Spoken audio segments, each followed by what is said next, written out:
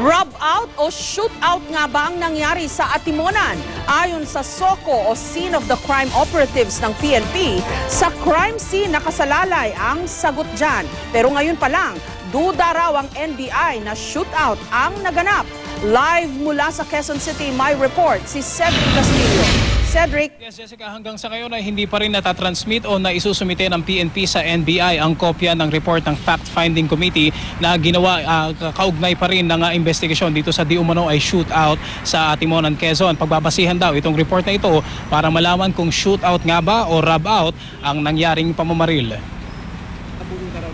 Shootout nga ba o rub out ang nangyari sa isang checkpoint sa Atimonan, Quezon noong January 6? Sabi ng Scene of the Crime Operatives ng PNP, ang makakasagot nito ang crime scene din. Ang mga piraso ng ebidensya na siyang nagsisilbing piping saksi sa pangyayari, tila isang eyewitness account din.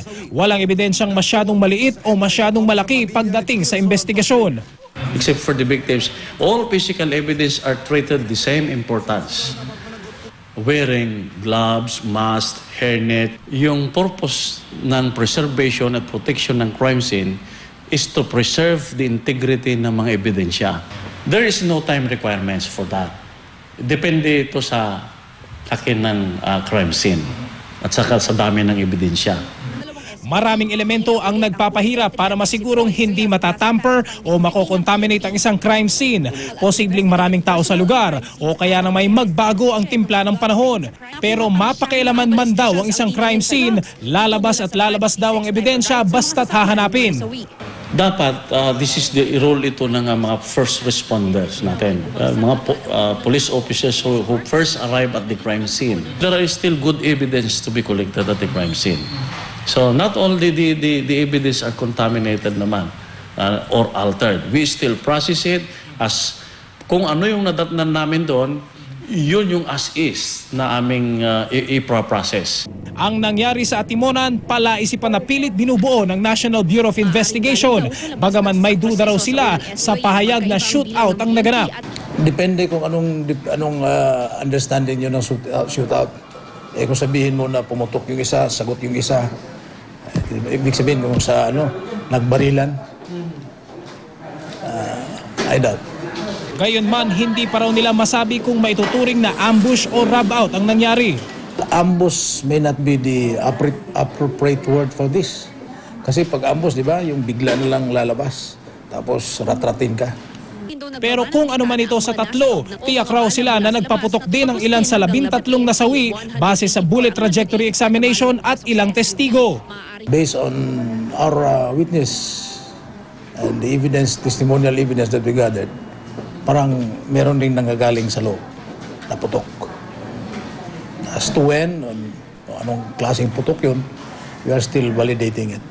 Sa ngayon, pinasabpi na ng NBI ang 12 kasama sa checkpoint. Kabilang dyan sila Calabarzon Regional Director James Melad, Major General Alan Luga ng Southern Luzon Command, Police Senior Superintendent Valeriano De Leon na Provincial Director ng Quezon, at Police Superintendent Hansel Marantan na kasalukuyang nagpapagaling sa ospital.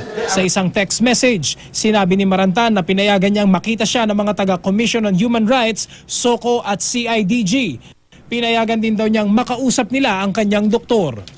Jessica, sa bisa nga ng isang sabina ay inaasahan na magtungo itong mga nabanggit natin ng mga opisyal sa tanggapan ng NBI headquarters sa darating na alas 10 o sa darating na Miyerkules alas 10 ng umaga para naman makapagbigay ng kanilang pahayag. Jessica. Cedric, dun sa mga nakaraang mga kaso na similar dito sa nangyari sa Atimonan, alam na natin na minsan mahirap paniwalaan talaga yung mga testimonial o yung mga sinabi ni ganito, sinabi ni ganyan.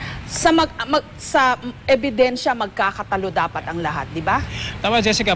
Kumbaga supplemental lang, makakatulong din naman yung mga eyewitness account. Pero yung sinasabi nga nila, yung ebidensya na nandyan na nakalatag, yun talaga yung malaking pagbabasihan ng kung ano yung tatakbuhin ng kaso. At sa kaso nga nitong sa may Atimonan, Quezon, na iniintay na ng NBI sa ngayon, kanina kasi na-expect na nila na isasubmit sa kanila yung report ng PNP Fact-Finding Committee bukod pa doon sa team ng NBI na gumawa rin ng sarili nilang investigation. Yung nga lang napag-alaman natin na hindi na muna na-submit today yung report na yon sa NBI, Jessica. Okay, ang hindi maiwasan ng marami na ma-deja vu na parang nakita na namin yan sa Kuratong Balileng. Pero between the time na nangyari yung Kuratong Balileng at itong nangyari sa Atimonan, Quezon, we'd like to think no, na malaki na dapat ang ini-improve ng forensics examination, yung pag-analyze ng physical evidence. Yung mga bagay kayang yan, Cedric, ay ginagawa ngayon sa kasong ito. Yes, alam mo Jessica, meron tayong isang nakausap kanina na NBI official, off the record, ang nabanggit niya sa atin is napaka-importante na maresolbahan itong kasong ito kasi nabanggit mo nga itong Kuratong Balileng napakatagal na 1995 if I'm not mistaken. At hanggang sa ngayon ay kung hindi rin ako nagkakamali, wala pa yata nangyayaring hearing diyan sa kasong yan, Ang sinabi ng NBI na nakausap natin, napaka-importante na maresolbahan to para naman magkaroon ng tiwala kumbaga doon sa proseso natin, Kasi pwede naman magagawa naman ng paraan. In fact, sinasabi rin ng both PNP and NBI, we have the technology plus yung eyewitness accounts, we have yung processes na pwede nating maresolbahan yung mga ganitong kaso. Okay. Pipilitin naman daw at dapat daw ay kayanin na maresolbahan itong kasong ito. Okay, actually ang tinutumbok ng tanong ko yung process, yung process ng pag-analyze ng ebidensya. Kasi dapat 1995 yung naunang kasong yun kung magkatulad nga, we have to wait for the final report, di ba? Pero in the meantime, yung bang pag-analyze, yun ang dapat tinututukan mabusisi ba? Kasi yung Kuratong case nga, naging whistleblower ang nagbigay ng pamatay, ika nga na testimonya na nagpaklaro ng mga bagay-bagay. Pero dito sa kasong ito, I think ang dapat tutukan itong pag-analyze ng forensic evidence at ng physical evidence, ika nga. Yeah, Jessica, ang importante dyan at sinabi naman ng PNP ay walang magaganap na whitewash, Jessica.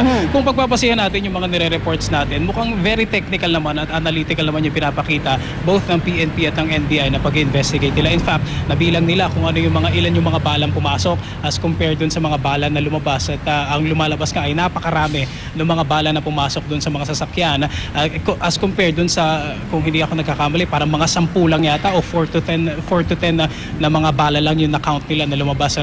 Itong mga detaleng to ay kasama dun sa investigation and again, sinabi ng NBI sa ngayon na hindi pa rin nila ma-conclude kung ambush or rub out or shootout yung nangyari and they would have to wait doon sa report naman ng PNP para makulate yung lahat ng mga information na nag-gather mula doon sa nangyaring krimen sa Atimonan, Quezon. Jessica. Maraming salamat, Cedric Castillo.